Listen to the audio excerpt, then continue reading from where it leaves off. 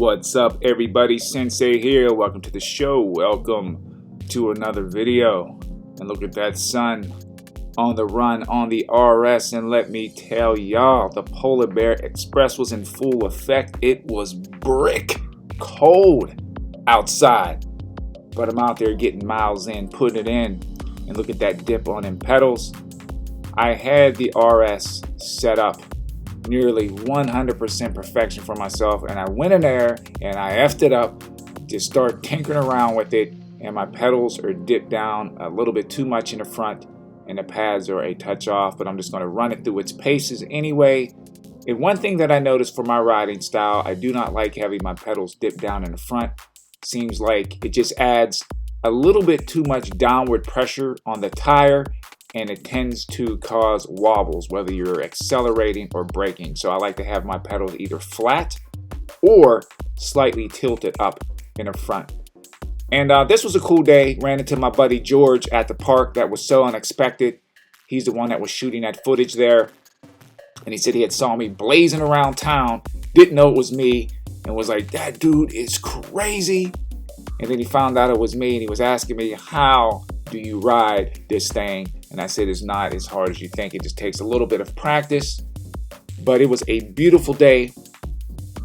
And I'm just doing some technical riding.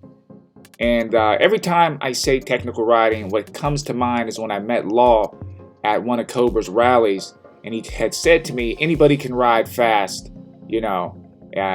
It's just work on technical riding. And I always remember that, because it doesn't take much to go fast. On one of these EUCs, all you do is lean into it and a unicycle will go. But the issue is you get that thing up too fast and you don't have the skill to control it or bring it back to a reasonable speed. You get speed wobbles and you come off or you cut the wheel out. It will just make for a very unpleasant day. So I always try to work on technique more so than just raw speed, because the speed will come with proper technique. And I'm not sure what batch of RS this is. I think it might be the third batch, but I believe this is one of the most solid all-around wheels out there. It does everything well. It's a great street wheel. It's great for trails. Has decent range on it. The price is phenomenal. And I have the eWheels high speed version with the upgraded battery packs. So I'm really impressed with this wheel. I prefer the high-speed version over the torque, especially for my weight. I'm about 190 pounds with all my equipment and everything on. I normally try to stay, my dry weight is probably about 100, and I would say between 80 and 85 pounds. I say that's my fighting weight. I like staying at that weight. That's where I feel my strongest. But really good day today. And this park is nice. You can run laps around it. There aren't many people in here. There is some construction, but overall I come down here just to lone wolf it a bit. I don't mind riding by myself. Sometimes it's great to connect with nature, to raise your vibration, just to ground yourself a bit. But one thing that I want to say is, guys, new riders, please do not believe the hype with these new wheels. If you're looking to get into this activity, look at some of the tried and tested wheels out there, like the Nikola, the T3, even the S18. It seems like the V11, I love the V11. They seem to have worked out all the kinks. I think that's an amazing wheel. If you could find like even MSX with low miles on it, or an MSP with low miles, get you a tried and tested wheel. A lot of times the first batch of new wheels will come with a host of problems, even a second batch. And I'm rolling right here on my Tesla V2. Love this wheel. It is modded. It has a 10mm lift on it, upgraded 2.5-inch all-terrain tire, and I have Clark pads on with Merlin Fish spike pedal inserts. Love this wheel. And it makes a fantastic commuter wheel. And what was good about this day, I was switching between, running back and forth between the Tesla and the RS, and you definitely get to feel the different characteristics of this wheel. The Tesla, it's quick, it's nimble, it's very agile. The RS is a solid, fast, stable wheel, and it's okay for commuting, but I prefer commuting actually on the Tesla more so than the RS because it's just less weight. And the more you have to pick that wheel up off the ground, you're going to lean more toward a slightly smaller or not as heavy wheel to commute with. So I love commuting with my Tesla, especially in New York City. And I would recommend getting a Tesla V2 for a first wheel. You can get it for a good price still. You can find them. Or get the T3. And I think you'll have an amazing wheel because it has an upgraded 1500 watt hour battery pack. And you can always stick on a 2.5 inch tire. And they do make modded pedals hangers for this as well. But as you can see, some of the footage is lighter and darker. This was taken during the end of the ride, and the brighter footage was taken toward the beginning of the ride because I had stopped and started talking to my buddy, so I lost track of time.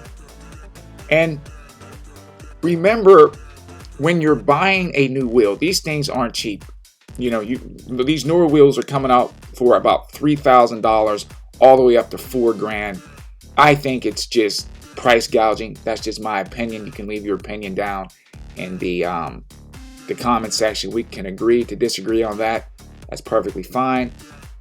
But I tell people, whatever the price of your wheel is, leave an additional $200 to $300 in your pocket so you can buy some safety gear, helmet, wrist guards, knee pads, elbow pads, that type of thing. Or you can get you an all-inclusive like a lazy rolling style jacket with all the pads in it. Same with the pants. Now, if you want to ride with gear, that's fine. If you choose to ride without gear, that's fine as well. I always try to push riding with gear, but to each his own. Just be safe out there. I'm seeing a lot of videos of people cutting out wheels. It's a fun activity, but it's dangerous. I've seen a lot of new people crashing.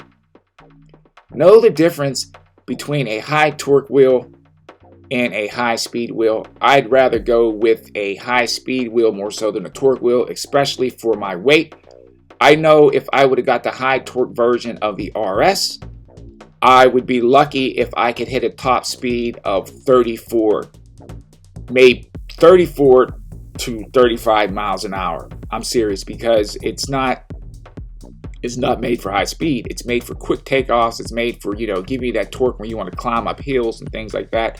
That's why I chose the high speed. I think the torque is well balanced, and then you get that top end.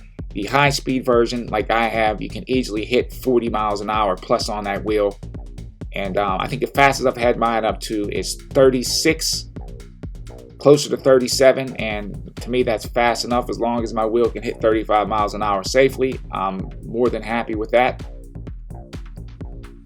But that is it. Try to get out there, enjoy yourself. Remember to exercise as well. Riding a wheel is not exercise. You can actually put on some extra pounds around your belly just riding a wheel. So you still want to get into the gym, whether, your workout of choice is up to you. Just enjoy yourself, stay humble. And I just want to make a quick, suggestion as far as being humble. Sometimes it's better to walk away from a situation and just de-escalate it. At least that's what I've learned in my training, and I will leave it at that. I'm going to continue to crank out these videos. And one last thing, sometimes it's better to let people think that they won something and just walk away from it. Be the bigger person.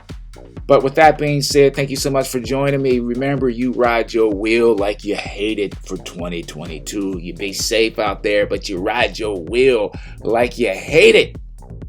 I'm Sensei. Thank you so much for all the subs and, watching the videos. It's highly appreciated. Hello. Good night.